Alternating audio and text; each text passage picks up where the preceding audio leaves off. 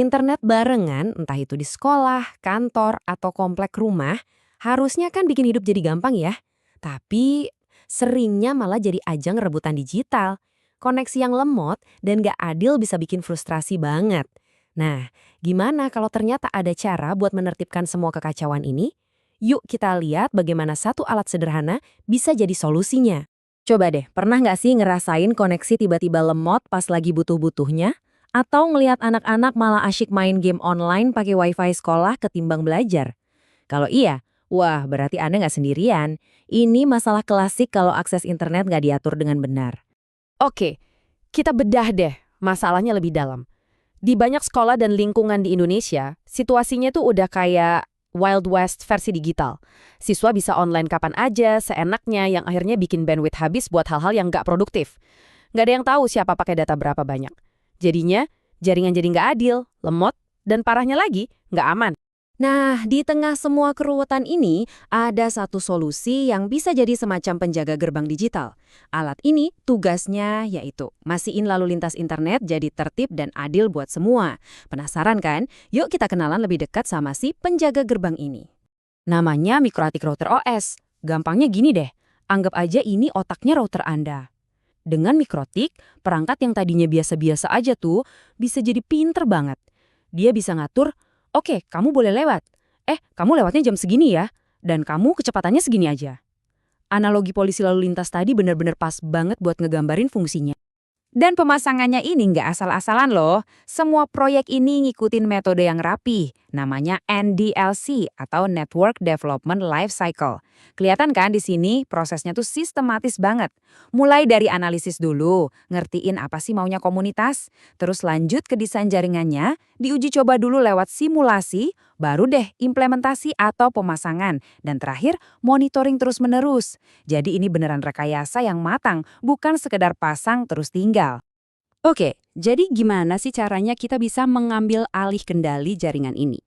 Yuk kita kulik fitur-fitur keren dari Mikrotik yang bikin komunitas bisa bikin aturan main digitalnya sendiri. Nah, disinilah kerennya manajemen pengguna. Contohnya nih, di sebuah sekolah, mereka bikin aturan main yang beda buat guru dan siswa. Guru dapat prioritas, boleh nyambungin 2 perangkat kapan aja. Sementara siswa, cuma boleh 1 perangkat dan aksesnya dibatasi, cuma di jam belajar aja. Adil kan jadinya? Dan ini bukan cuma omong kosong loh. Kutipan dari studi di Pondok Pesantren Golden Star ini jadi bukti nyatanya. Kemampuan buat ngebatasin akses internet sesuai jadwal itu ternyata efektif banget, apalagi di lingkungan yang butuh disiplin tinggi kayak pondok pesantren.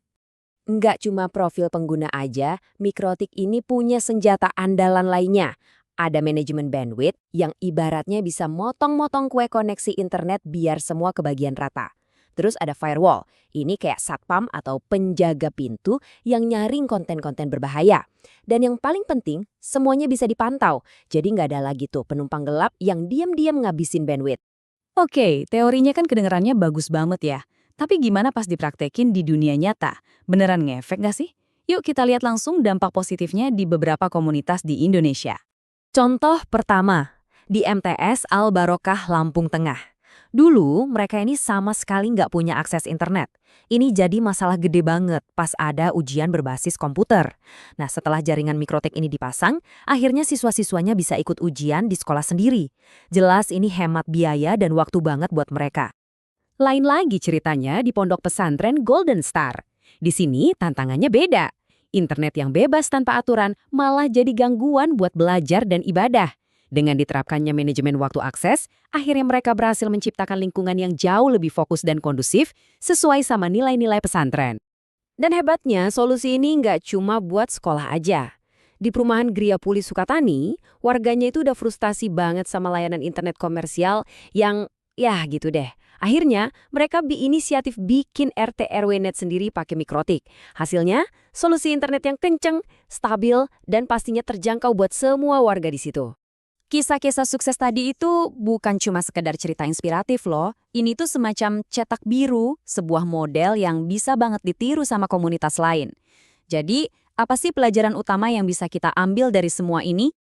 Nah, ini dia intinya. Teknologi ini tuh memberdayakan. Komunitas jadi nggak perlu lagi 100% bergantung sama provider besar. Mereka bisa bikin aturan main sendiri yang pas banget sama kebutuhan unik mereka. Entah itu buat pendidikan, bisnis, atau sekedar biar koneksi lebih enak. Dan yang paling penting, semua itu bisa dilakuin dengan biaya yang relatif murah. Kita udah lihat sendiri kan buktinya?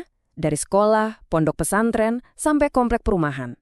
Teknologi yang terjangkau dan metode yang terstruktur udah ngebuktiin kalau membangun dan mengelola internet komunitas itu bukan lagi mimpi di siang bolong. Ini kenyataan yang bisa diwujudkan. Jadi pertanyaannya sekarang bukan lagi, bisa nggak ya? Tapi, siapa nih yang mau jadi berikutnya? Mungkinkah itu komunitas Anda?